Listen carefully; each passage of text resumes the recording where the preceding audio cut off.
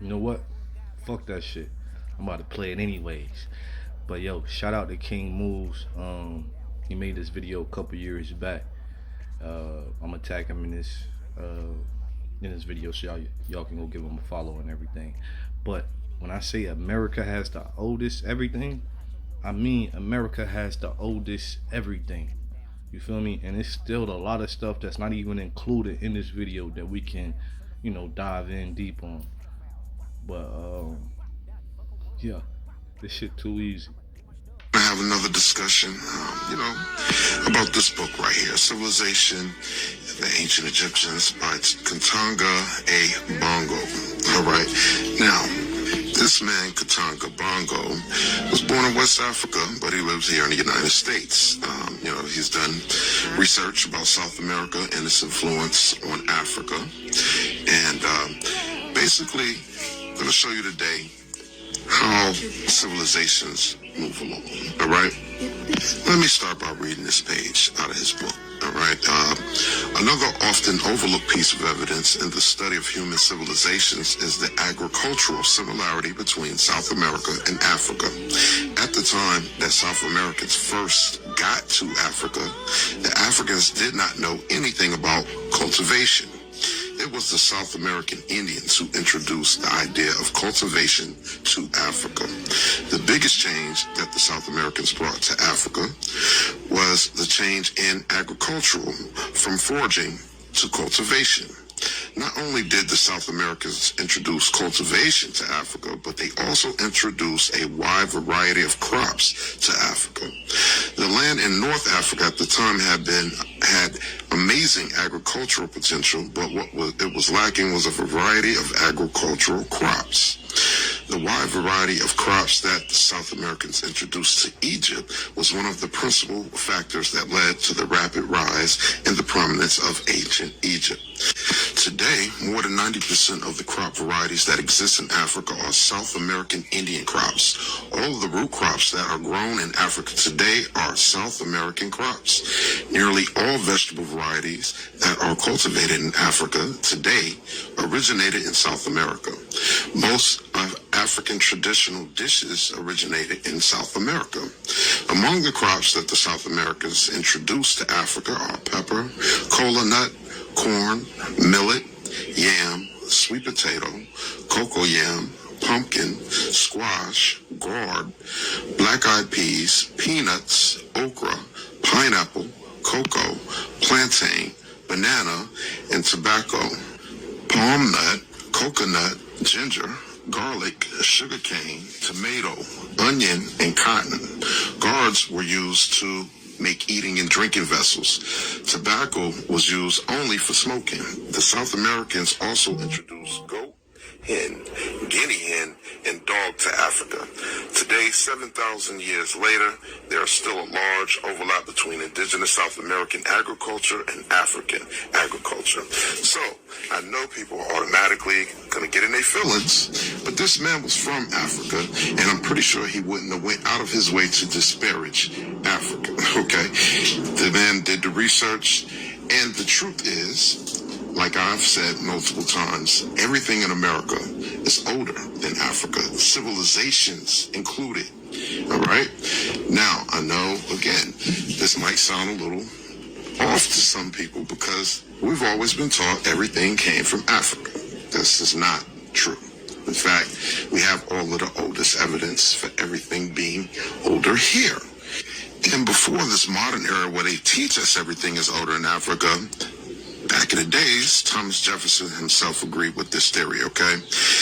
This was from a book, Traditions of the Earliest Americans. And let's just read it. It says, it was the belief of the wise Thomas Jefferson that America was the first seat of the human race, and that Eastern Hemisphere was peopled from the Western.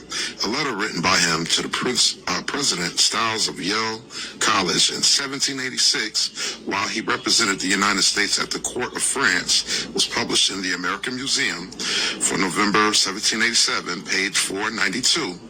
From this letter, the following extract was taken, clearly stating Mr. Jefferson believed that the first inhabitants of Asia, who so much resembled the American Aborigines, went from America to Asia instead of coming from Asia to America. Okay? So, not only Africa, Asia too. You understand? Now, one piece of evidence would be DNA.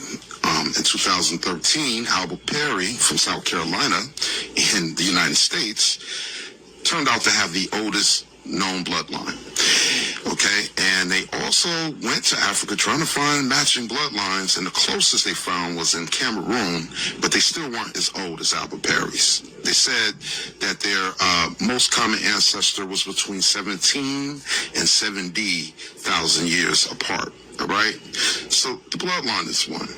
Now let's talk about pyramids. America has the oldest, the largest, and the most pyramids on the planet.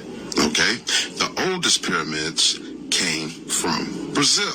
Some people might say they were in Peru, and guess what? That's all the same region, so that's possible also. But the bottom line is, the oldest pyramids in the world started in South America, same place where all of that cultivation came from. All right? And again, before they started that everything came from Africa, back in 1896, the Kansas City Journal wrote how that ancient Egypt originated from the Yucatan in Mexico. All right, this is you can look this up. This post still exists. You can literally look this up for yourself if you want to read the whole story. But they knew back in the 1800s that ancient Egypt was a satellite of the Yucatan. Okay. When I say America has the most pyramids, Africa, as they know, has about 387 pyramids. For North America alone, just North America is over 1,000, and they are discovering more every day. In South America and Brazil, they said they had over 2,000 down there when Caucasians first made it down there. Okay? So then, like I said, the oldest, the most, and also the largest. There's actually two, and the largest pyramids, or both of them, are in Mexico. All right, the first one is Cholula, and it is considered the largest by volume as of today, right? And the other one is El Mirador, and that's called the cradle of the Maya civilization. It's also considered the largest by volume. I don't understand how both could be, but what I will say is Cholula is probably the widest and like the, most amount, and El Mirador is probably the tallest. So yes, in fact, there are two of the largest pyramids of the world, and both of them are found in North America or current-day Mexico. All right? So let's just bring it down to this. Everything didn't start in Africa. Not people, not civilization, none of that. And it's okay if y'all want to call Africa the motherland, but if it is, then America has to be the fatherland because the seed came from America. So one love to my folks out in Africa. If you rock with us, we rock with you. But if not, we ain't losing no sleep over it. King moves, I'm out. What more can I say? What more can I do? I'm out.